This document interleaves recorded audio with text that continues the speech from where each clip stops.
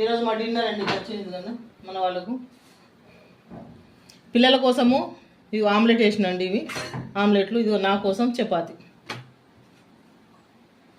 పిల్లల కోసం ఆమ్లెట్ వేసినాను. ఇగో వీళ్ళకైతే ఇక అని పప్పుచారు అండి. ఇదిగో పెరుగు.